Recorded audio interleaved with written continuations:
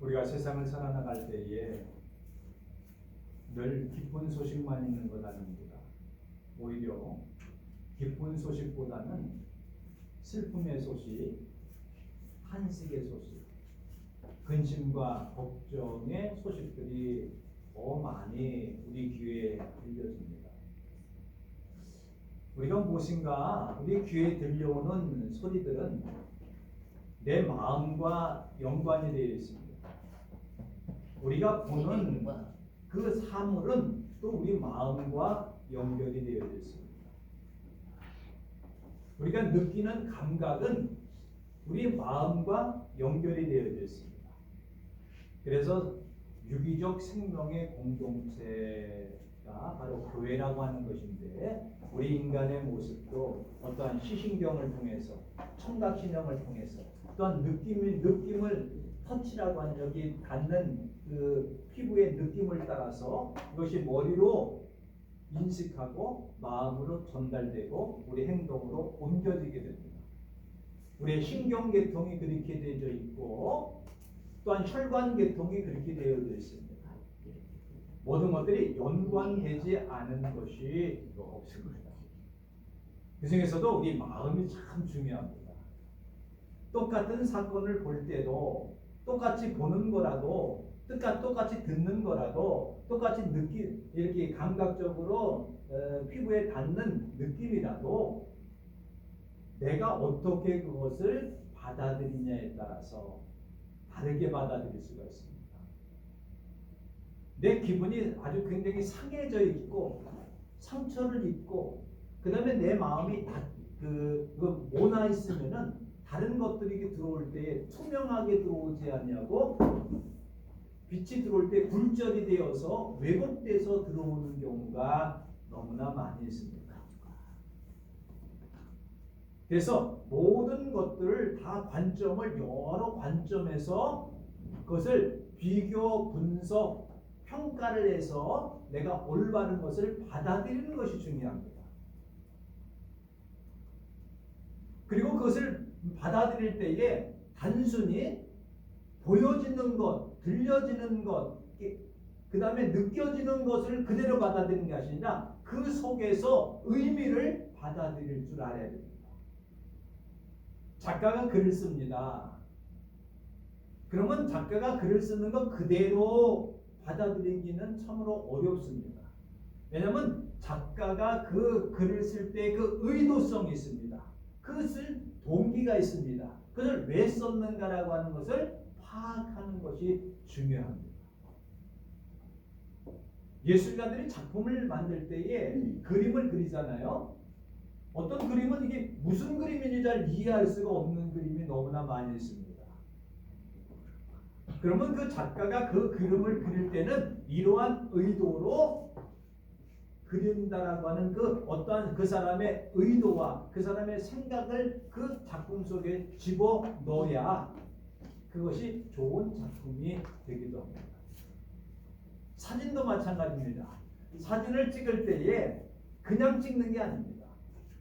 작가들은 그 의도가 있습니다. 왜 이런 사진을 찍을 것인가.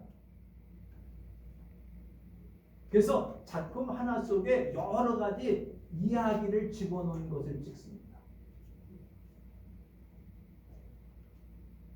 그래서 아마추어가 찍는 사진하고 작가, 전문가가 찍는 사진하고 똑같은 것 같지만 전혀 다릅니다. 똑같은 장면을 찍는데도 앵글을 잡는 것이라든가 그 구성이라든가 그것이 다릅니다. 왜요? 깊이 있는 작품을 만들기 위해서는 생각하고 고민하고 느끼고 여러 가지 과정을 통해서 이렇게 해야 되겠다라고 하는 것이 있기 때문에 그것을 만들어내기 됩니다. 이 세상에서 많은 소리가 들려지게 됩니다. 근데 우리가 귀에 자꾸만 편견이라든가 아집이라든가 고집이라든가 자기의 취미라든가 자기가 추구하는 거라든가 자기가 좋아하는 거라든가에 따라서 받아들이는 것이 다르게 선택해서 받아들일 경우가 너무나 많이 있습니다.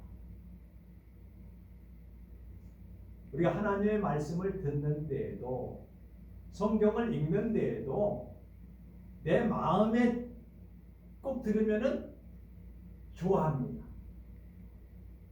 그다음 내 마음에 거슬리는 것들은 읽으려고 들지도 않고 받아들이려고 하지도 않습니다. 그래서 겉으로 보기에는 내게 쓴 것 같지만, 나를 책망하는 것 같지만, 내가 힘들어하고 내가 부담이 되어지는 말씀이라고 할 수 있지만, 오히려 그런 것들을 더 받아들여야 우리의 신앙과 우리의 인격이 자라나게 되어집니다. 옛날 어른들이 그러잖아요. 늘 약은 쓰다. 약은 쓰다. 그러지 않습니까? 음식물을 취하는데도 마찬가지입니다. 단 것만 좋아하고 내 입맛에 맞는 것만 좋아하면요, 몸에 좋지 않습니다. 어떤 면에서는 정말로 건강한 것은 맛이 없어요. 맛이 없어요. 그 맛을 내기 위해서는 별의별 첨가물을 많이 넣던지 아니면 정말 맛있게 하려고 그러면은 재료들을 많이 여러 가지 연구를 통해서 그런 맛을 내어주는 것이지, 건강한 것들은요, 책도 마찬가지입니다. 재미없고 졸립고 그런 책이 어떤 면도 좋은 책이 될 수가 있습니다. 어떤 사람이 잠이 안 오면은 목민심서를 정리하고 기준으로 그걸 머리에다 두면은 저절로 잠이 옵니다. 재미가 하나도 없어서. 또 어떤 사람은 잠이 안 오면은 성경책을 머리맡에 두고 자면 잠이 잘 온대. 왜? 재미가 별로 없어서. 지루하면은요 졸림이 오듯이. 근데 어쩌면은요 목민심서라든지 어떤 책을 특정한 건 아니지만은 그다음에 좀 무겁고 어렵고 그런 책이 오히려 더 약이 되어지고 성장돼요. 작가의 의도를 잘 알아야 그 작품을 이해할 수가 있습니다. 부모가 자녀들에게 하는 말도 그 부모가 자녀들에게 하는 의도를 잘 알아야 효자가 됩니다. 보통 그러잖아요. 한갑배가 되어지면은 애들이 그래요. 아버지, 어머니, 한갑배인데 잔치하고 치러줘야 되지 않겠습니까? 아유, 그딴 거 필요 없다. 그러잖아요. 어떤 부모가 그래, 한갑 좀 차려다오. 이런 부모가 어디 있어요?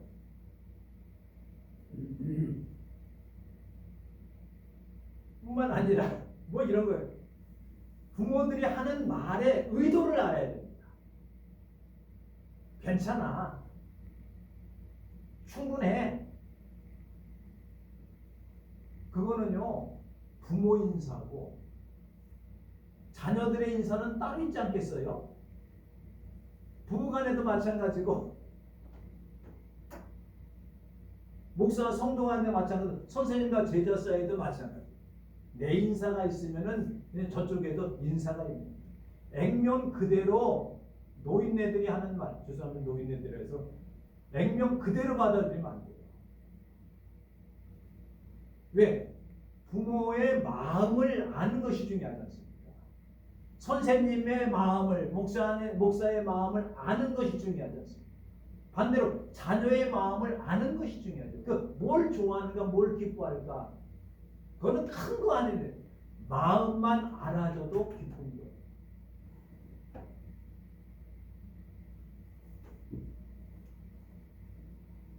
이렇게 계속해서 이런 얘기만 합니까?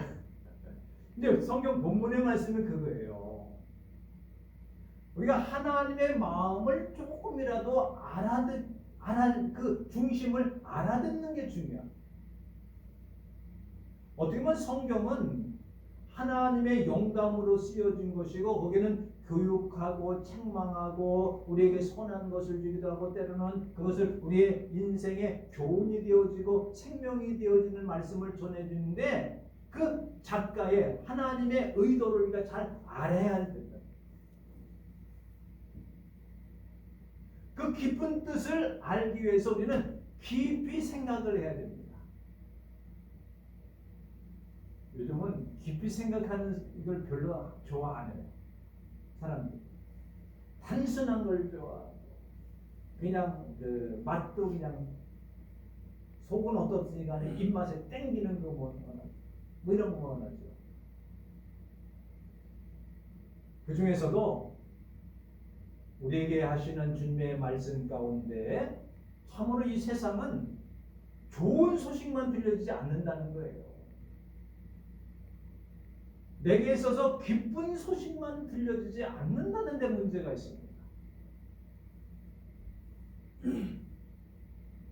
어렵고 그 힘든 소식, 사건, 사고, 신문에도 보세요. 뭐 어디 어쩌다 한번 좋은 소식이 나면은요 신문에 이렇게 나요.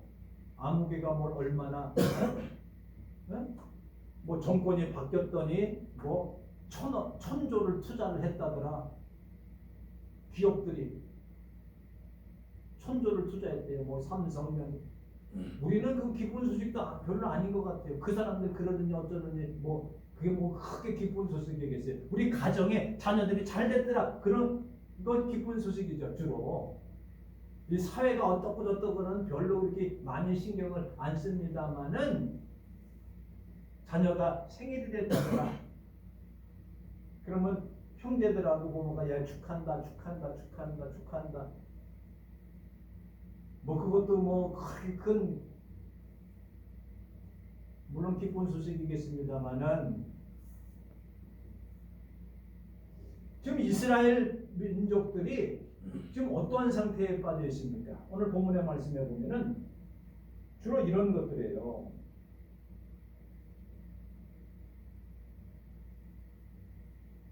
부정한 자에게 그리고 할례받지 아니한 자 누굽니까?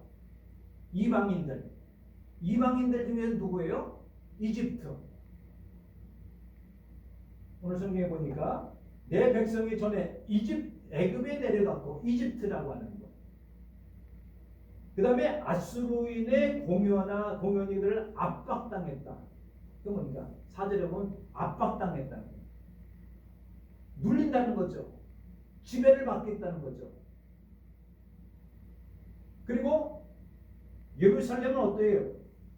9절 같은 들으면 예루살렘에 황폐했다. 예루살렘이 황폐했다. 지금 무너졌다. 지금 목줄을 매어서 포로로 잡혀갔다. 이런 소식들이에요. 주로 들려지는 소식이. 아무개가 지금 바벨론에 포로로 잡혀갔대. 어떻게 해요? 그 당시에는 목줄이라고 하는 표현은 뭐냐면 목에다가 이렇게 쇠사슬을 해가지고 묶여가지고 줄줄줄줄 굴비 꿰듯이 옛날에 조기할 때 보면 뭡니까?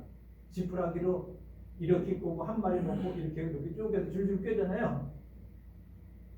그렇게 끌려가는 거예요. 요즘 아이들은 비엔나 소세지 같이 이렇게 표현해야 됩니까? 비엔나 소세지가 동그란 거 이렇게 쭉 달려있잖아요. 사슬처럼. 그렇게 이스라엘 백성들이 목에다 줄을 내고 끌려가는 거예요. 이런 소식만 들리는 거예요. 또 무슨 소식이 들려요? 야, 하나님의 성전이 황폐되었다. 무너졌다. 이런 소식이 자꾸만 들려요. 아무개가 끌려가다가 반항해서 ud어 터졌다. 그러면 어떻게 됩니까? 그럼 나도 잘못하면 터질 것 아닌가? 이런 소식이 자꾸만 이스라엘 민족들에게 닥쳐오는 겁니다. 황폐된 것, 얻어맞았다라고 하는 것, 부정한 자들에게 잡혀갔다는 것, 그 다음에 뭐예요? 팔렸다는 것. 이스라엘 백성들이 바벨론에 팔렸어. 팔릴 거야. 팔린 건 뭐니까 나라가 어떻게 보면 망했다는 소식이에요. 어떤 면에서. 그래도 우리가 이 주변에서 들려진 소식은 그렇게 이런 소식 정도는 아니지 않습니까?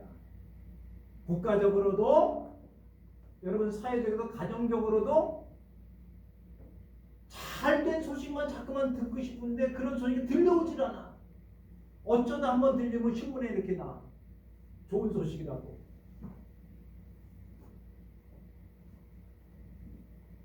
이러한 암울한 상황. 그건 지금 당시에 이스라엘 민족들에게 일어났던 사건들이에요. 우리나라 역사에서 일어나는 사건들, 그리고 오늘 사회에서 일어나는 사건들, 우리 가정에서 일어나는 사건들, 내 마음속에서 우러나 소리치는 그러한 사건들이 절규와 고통과 아우성과 살려달라는 것과 괴롭다는 것과 답답하다는 것과 얻어맞았다는 소식과 말도 안 하는 사람으로 트집을 잡았다는 소식과 다들 그런 것들을 너무 많이 들었다 보니까 피해의식에 사로잡힙니다. 피해의식이라는 건 뭡니까? 나도 그러면 어떡할까? 나도 저런 일을 당할 것 같아. 나도 얻어맞을 것 같아. 나도 손해볼 것 같아. 직접적으로 손해는 안 보더라도 간접적으로 그 영향이 내게 닥쳐가지고 내가 괴로움을 당할 거라고 하는 소식들이 들려지게 됩니다.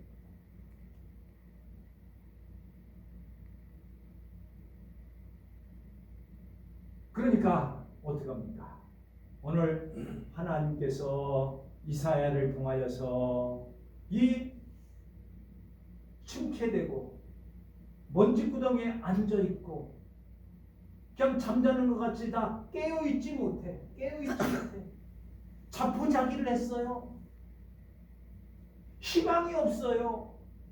절망 가운데 빠져 있어요. 누가요? 이스라엘 민족들. 누가요? 이민족들이. 누가요? 우리들이. 얼마나 답답한, 희망이 없는 것처럼 답답한 게 없어요. 어떠한 병도, 질병도 고칠 수 있다라고 하면은 가능성이 있는 거예요. 근데 제일 문제가 되는 것이 원인이 없이 고칠 수 없다는 하는 것이 문제예요. 아무리 큰 병이라도 고칠 수 있다라고 하면은 그거는 희망이 있는 거지만 우리에게 닥쳐진 일에서 이건 도저히 사람을 해결할 수 없는 것이다라고 하면은 절망에 빠지기가 쉬워요. 옛날에는 뭐 에이즈나 암이라든가 이런 것들은 고칠 수 없는 거다 막 이랬는데 지금은요 의학이 발달해서 다 희망이 있고 다 연장이 되어지고 누구나 다 그것을 이겨낼 수 있는 것이 있기 때문에 희망을 갖는 거 아니에요. 사람의 마음도 그래요. 마음도 희망이 없으면요 절망은 뭐예요? 뭐 누구 얘기하지 않더라도 죽음에 이르는 병이라고 하는 거예요. 절망. 어떤 철학자가 그렇게 얘기했답니다만은 죽음에 이르는 병. 희망을 가져야 돼. 희망을.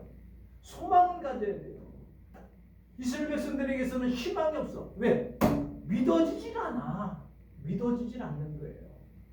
그러니까 믿음을 가져야 희망도 생기고 희망을 가져야 우리가 사랑도 천칠 동안의 사랑 가운데 행할 수 있게 되어지는데 희망이 없어지면은 절망 가운데 빠져 있으면은 얼마나 답답하고 괴로우겠어요.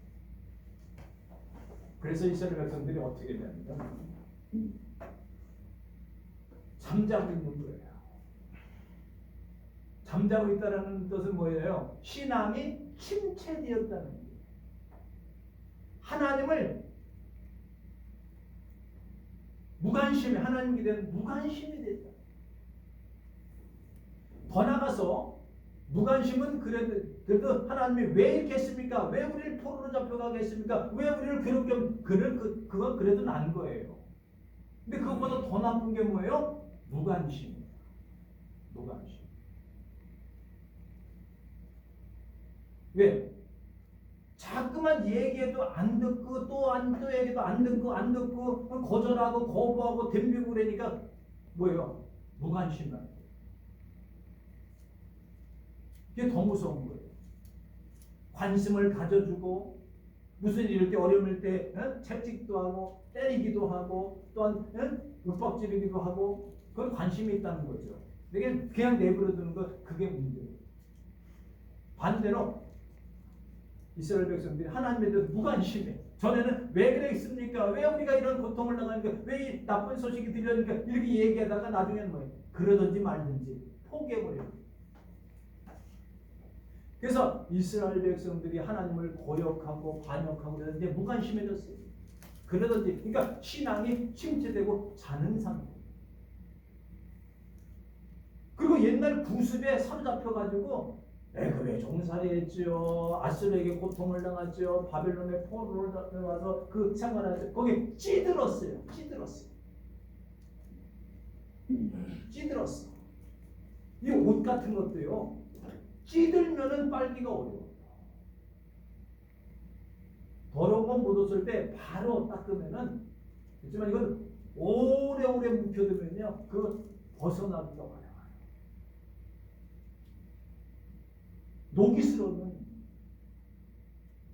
아주 녹이 엄청 슬으면 그 벗겨나기 어려워요. 그 귀가 막혔어요. 그러다 보니까 이스라엘 백성들이 아무리 얘기를 해도 들어먹지가 않아요. 들어먹지 않는 것도 중요하지만 그것도 나쁜 거지만 뭐예요? 오해해요. 오해. 연세들이 많이 들면은 오해하기가 참으로 쉽습니다.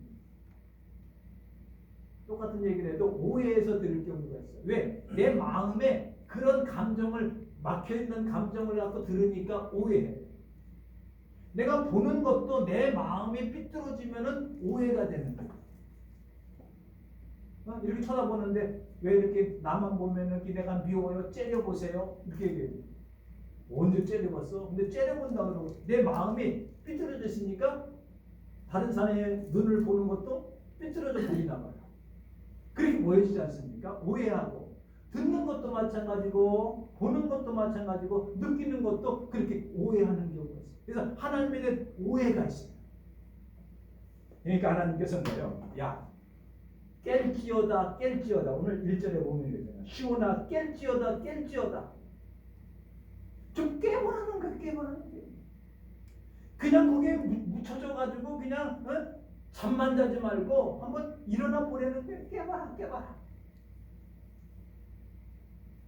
사람이요 눈을 똑바로 뜨고 맑은 정신을 갖고 있으면은요 옛날 어른들이 그랬잖아요. 뭐라 그랬어요? 호랑이에 물려가지고 정신만 차리기 전에 그런 말 있잖아요. 정신일도 하사불성 이런 게 있습니다. 정신을 바짝 차리지 못할 일이 없다. 눈이 심해가지고 졸리고 눈을 감으면은요 안 돼요. 물에 빠져서도 우리 국민학교 6학년 때 선생님이 우리 영전에 살 적에 영전 있을 때 여기는 용인학교 영전만큼 막 빠져 죽고 그러잖아요. 물속에 들어가서 눈 감으면 돼요. 그리고 그 선생님이 좀 그러셨습니다만은 지금은 이해가 안 되는 거는 물에 빠지면 눈 뜨고 걸어 나오래요. 어떻게 물에 빠졌는데 꼬마들이 걸어 나올 수 있겠어요? 눈 뜨고 눈 감으면 안 되는 게 물속에 빠졌어도 눈 감으면요 방향 감각도 없고 정신도 정신도 몽롱해지고 안 돼요. 눈을 깨어라 이렇게 말하는 거예요. 깨어라는 거예요. 아무리 어떤 극한 상황에서 정신으로 깨어있게 되어지면은 뭐예요? 눈이 번쩍 뜨이지 않습니까? 마음도 활짝 열려져요. 그래서 깨어라 힘을 낼지어다. 힘이 없어. 잠자고 있어요. 어설프게 정신이 차리지 못하고 있어요. 그 힘이 없어. 이 힘이 없다는 말은 다른 성경에 보면 신발끈을 동여매라 이렇게 나와 있어요. 신발끈을 동여매라. 신발끈을 동여매는 건 어떻습니까? 무슨 달리기를 할 때에 신발끈 풀고 못 돼요. 허리띠를 바짝 조여야 되죠. 그래야 힘을 내지요. 달려감에 있어서 신발끈 풀고 뛰면은 이거는 자세가 안 돼요. 바른 자세를 가져라. 그리고 어떤 거예요? 하도 주저앉아서 거기에 찌들었어요. 먼지로 가득 찼어. 옷도 더러워. 옛것을 입었어. 그거 벗어버려. 새 옷을 입으라는 거예요. 이 대부분 옷이라고 하는 것은 어떤 거냐면 그 생활 태도를 주로 많이 가리키거든요. 옷이 다 찌들어 있어. 먼지로 가득 차 있어. 어떤 사람은요, 먼지 하나 그걸 못 보는 사람들이 있어요. 그래서 얼마나 깔끔을 떠는 사람은 계속 청소하는데 몇십 걸린대요. 청소하는데 몇십 걸릴 게 뭐 있어? 슉슉슉슉 썰으면 금방. 근데 먼지 하나라도 이거. 그만큼 예민한 것도 문제입니다만은 너무나 찌들어 있어요. 아름다운 옷으로 갈아입어라. 신발끈을 매라. 뭐예요? 나올 준비하라는 거예요. 희망을 가지라는 말이죠. 어떤 면에서. 그리고 뭐예요? 거기서 떠날지어다, 떠날지어다. 오늘 성경에 보면은 이렇게 말씀하고 있습니다. 11절에 보면 너희는 떠날지어다, 떠날지어다. 이 떠나기가 참으로 쉽지 않습니다. 떠날지어다, 떠날지어다. 거기서 나오고 부정한 것들을 만지지 말지어다. 사람이요, 어떤 환경에 적응되어지면은 환경을 바꾸기가 어렵습니다. 애굽에서 430년 동안 살 때에 거기에 정착하고 사는데, 나그네로 사는데 그걸 떠나기가 너무나 어려운 거예요. 왜? 그걸 다 버리고 떠나야 되니까. 그래서 이스라엘 백성들이 떠나기가 너무나 어려운 거예요. 떠나고 싶은데, 마음은 떠나고 싶은데 떠나지 못하는 경우가 너무나 많이 있습니다. 물론 경제적인 것도 있어야 되고 뭐 여러 가지가 있겠습니다만은, 이 한국에서 살다가 미국으로 이민 가는 것, 미국이 좋은 것을 안다고 할지라도 떠나기가 어렵습니다. 여기 걸려있는 게 얼마나 많겠어요. 인간관계, 사업하던가 학교 다니는 거, 뭐 직업, 묵직업군 이걸 한 번에 다 버리고 떠나려고 그러면 쉬운 게 아니에요. 이것저것 생각합니다. 지금 이스라엘 백성들이 애굽에 살고 아수르에 도통하고 그리고 바벨론을 포로해 여기서 떠나기가 얼마나 어렵습니까? 떠나야 되는데 마음은 떠나야 되는데 이 발이 안 움직이는 경우가 너무나 많지 않습니까? 우리가 이 세상이라고 하는 세상에 발을 붙이고 살면서 세상에서 떠나서 새로운 하나님 나라의 소망을 갖고 살기가 참으로 어렵다는 거죠. 그러나 떠나라, 떠나라. 부정한 곳은 나와라. 우리의 옛 습관에서, 옛 아집에서, 옛 고집에서 나오라는 거예요. 하나님의 무관심에서 깨어나서 이제는 나오라는 거예요. 떠나라는 거예요. 떠나려고 그러면 끊어야 떠나지지 않습니까? 이거 끊지 못하면 안 돼요. 아무리 나룻배가 건너편으로 가려고 하면은 밧줄이 묶여져 있고 아무리 노를 져도 건너편으로 갈 수가 없어요. 왜? 줄이 묶여져 있기 때문에 그걸 끊어야지, 그냥 풀어야지 가지 않습니까? 부정한 곳에서 떠나라. 오늘 말하면 죄악 가운데서 떠나라. 다른 말하면 옛 구습, 못된 습관에서 떠나는 게, 아집과 고집과 추기와 불신과 질투 이런 것에서 떠나는 거예요.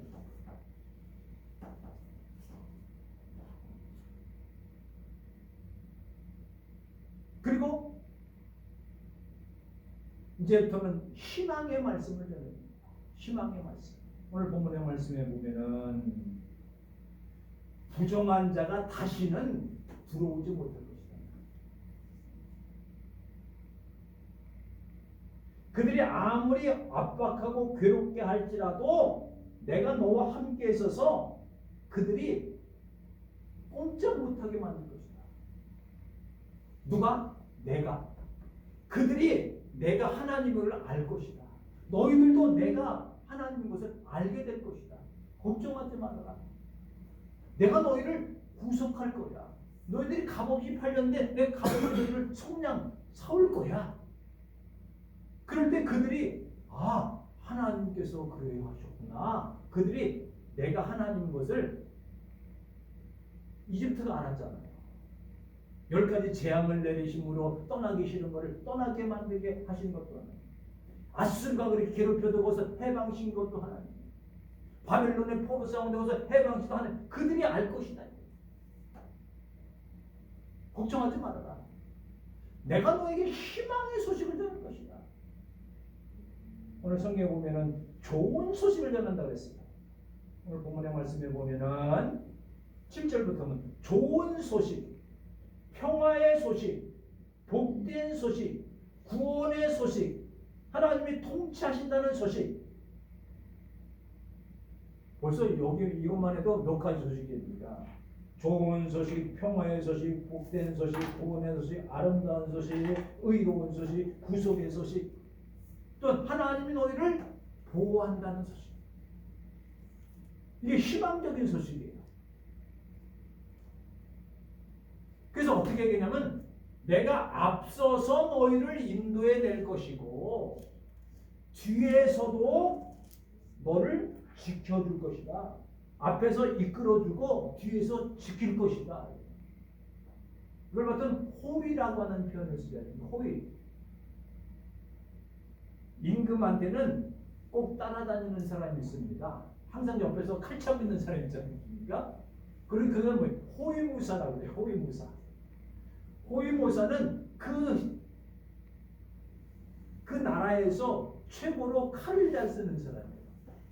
그래서 호위무사라고.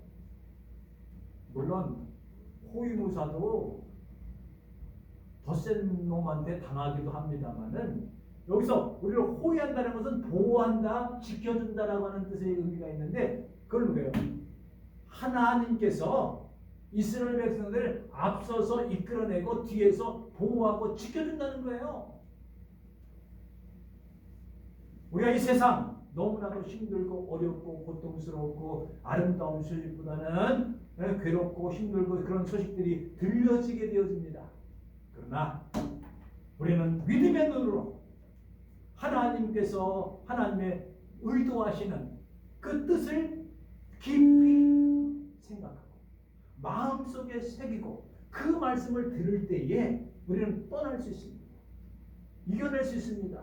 희망의 소식을 들어야 됩니다. 이제는 기쁨의 소식을 들려야 됩니다. 세상에 많은 소식들이 있으면 우리 주파수를 하나님께 맞춰야 됩니다. 이 세상에는 전파가 막 뭐 여러 가지 전파들이 막 있지 않습니까? 거기에 주파수를 어디에 맞추느냐? 93.1에 맞추면은 뭐 KBS FM이 될 거고 837M은 KBS가 들릴 것이고 뭐 1188M에는 기독교 방송이 들릴 것이고 뭐 그게 들리잖아요. 주파수를 맞추는데 우리는 이 험악한 세상 속에서 하나님께 주파수를 딱 맞춰야 돼요. 그게 뭐예요? 하나님의 말씀에 귀를 기울이는 성경의 귀를 기울이라. 그럼 거기에는 어떤 소식이 들립니까? 희망의 소식이 들립니다. 좋은 소식이 들립니다. 기쁨의 소식이 들려집니다. 아름다운 소식이 들려집니다. 의로운 소식이 들려집니다.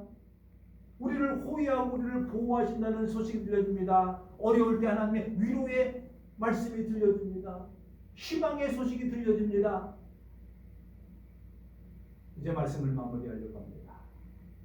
예수님께서 살던 당시에 바리새인들과 서기관들과 율법사들의 소식을 그들이 성경을 전하고 뭐 복음을 전한다고 해서 말씀을 전합니다. 이스라엘 백성들은 그 소식을 들을 때마다 더욱더 마음에 외로움과 고통과 아픔이 있었습니다. 예수께서 와서 복음을 전하십니다. 복된 소식을 전합니다. 그들의 마음이 열려지게 됩니다. 목자 없는 소리를 듣다가 이제 참된 목자의 소리를 듣고 양들이 모여들게 됩니다. 그것이 구원의 소식이요, 희망의 소식이요, 복된 소식이었습니다. 그것은 바로 이스라엘 백성들을 구원하는 소식이요, 그럼으로 인해서 예수 그리스도의 십자가가 복된 소식이 됩니다. 오늘날도 마찬가지입니다. 예수님의 말씀이 우리 가운데 복된 소식, 복음이 되어서 우리 마음에 들려지는 것,